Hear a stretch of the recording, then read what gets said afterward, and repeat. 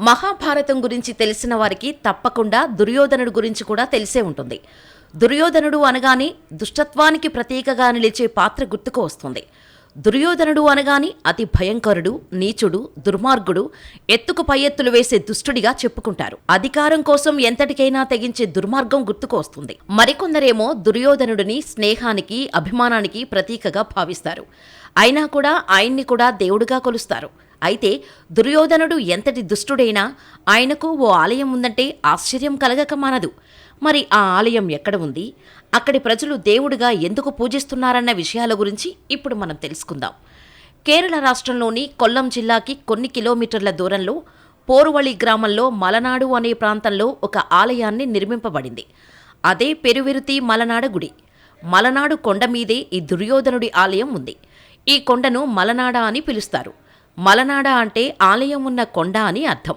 మలనాడ పరిసరాలు ఎంతో ప్రశాంతంగా ఉండటమే కాదు, పచ్చని ప్రకృతికి నిలయాలు. చల్లని గాలి, నేత్రాలకు విందును చేసే ఏపుగా పెరిగిన వృక్షాలు, పచ్చని పొలాలు మనస్సుకు, దేహానికి విశ్రాంతిని ప్రసాదిస్తాయి. భారతదేశంలోనే ఏకైక దుర్యోధనుని ఆలయంగా మలనాడు దేవాలయం విరాజిల్లుతోంది. అయితే మహాభారత కథ ఆధారంగా దుర్యోధనుడికి ఆలయాన్ని నిర్మించి అక్కడ దేవునిగా పూజలు అందుకుంటున్నాడంటే చాలామందికి ఆశ్చర్యం కలిగించే విషయమే. ఈ ఆలయం వెనుక చాలా వింత చరిత్రే దాగి ఉంది. కౌరవులతో జరిగిన జూదంలో ఓడిపోయిన పాండవులు 12 ఏళ్లు అరణ్యవాసాన్ని, ఏడాది అజ్ఞాతవాసాన్ని అనుభవించేందుకు సిద్ధపడిన సంగతి తెలిసిందే. స్థల పురాణం ప్రకారం 12 ఏళ్ల అరణ్యవాసం తర్వాత పాండవులు చేసిన ఏడాది అజ్ఞాతవాసాన్ని భగ్నం చేయటానికి దుర్యోధనుడు, శకుని వేయని ఎత్తులు లేవు. మలనాడు ప్రాంతంలో నివసిస్తున్న సిద్ధులకు ఏవో అద్భుతమైన శక్తులున్నాయని, ఆ రహస్యాలు కనుగొంటే కురుక్షేత్రంలో తన విజయం సాధించవచ్చని ఎవరి ద్వారానో తెలుసుకుంటాడు దుర్యోధనుడు.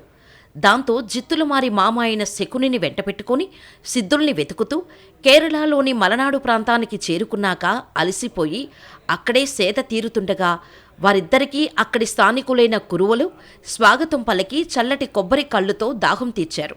అప్పటి నుండి ఈ ఆలయంలో కొబ్బరి కళ్ళును తీర్థంగా ఇస్తారని తెలిసి ఆశ్చర్యపోయేవాళ్ళు. ఈ ప్రాంతవాసులు దుర్యోధనుడిని పూజించటానికి, ఆయన దర్శనానికి వచ్చిన వారికి కొబ్బరి కళ్ళును తీర్థంగా ఇవ్వడమనే ఆచారం వెనుక బలమైన కారణమే కనిపిస్తూ ఉంటుంది. దాంతో కళ్ళు రుచి చూసిన దుర్యోధనుడు మహాసంబరపడిపోయాడు. అక్కడి ప్రజల ఆతిథ్యాన్ని, అక్కడి ప్రకృతి అందాలను చూసి ముగ్ధుడయ్యాడు. వెంటనే ఆ కొండ మీద కూర్చొని ఆ ప్రాంతాన్ని సుభిక్షంగా ఉంచమంటూ పరమేశ్వరుణ్ణి ప్రార్థించాడు. ఇక అక్కడి నుంచి వెళ్తూ వెళ్తూ ఓ 100 ఎకరాల పొలాన్ని ఆ ప్రాంతవాసులకు దానం చేశాడు. ఇప్పటికీ ఆ ప్రదేశం ప్రభుత్వ రికార్డుల్లో దుర్యోధనుడి పేరు మీదుగానే ఉంటుందని అంటారు. ఆ చుట్టుపక్కల ఆలయానికి ఉన్న భూములకు శిస్తు కూడా దుర్యోధనుడి పేరిటే ఇప్పటికీ చెల్లిస్తూ ఉండటం విశేషం. ఇదంతా జరిగిన ప్రదేశంలో దుర్యోధనుడికి ఓ ఆలయాన్ని నిర్మించారు ఆ ప్రాంతవాసులు. కాకపోతే ఆ ఆలయంలో దుర్యోధనుడి విగ్రహం మాత్రం ఉండదు. గుడిలో ఒక ఎత్తైన ఖాళీ వేదిక మాత్రమే దర్శనమిస్తుంది. గుడిలోకి చేరుకునే భక్తులు తమ మనసులోనే ఆ మూర్తిని ఊహించుకుంటారు.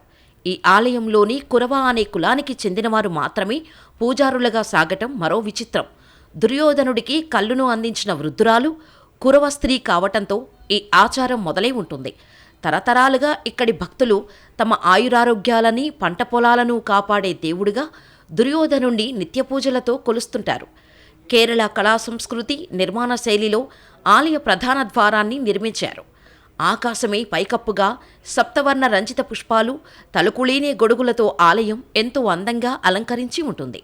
ఈ ఆలయంలోని గర్భగుడిలో నల్లరాతి గద్దె దర్శనమిస్తుంది. దానిమీద ఎలాంటి అచ్చామూర్తి లేడు.